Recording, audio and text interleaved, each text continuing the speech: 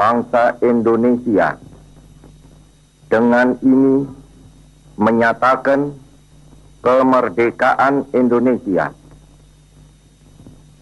Hal-hal yang mengenai pemindahan kekuasaan dan lain-lain diselenggarakan dengan cara saksama dan dalam tempo yang sesingkat-singkatnya. Jakarta, 17 Agustus 1945, atas nama bangsa Indonesia, Soekarno, Hatta.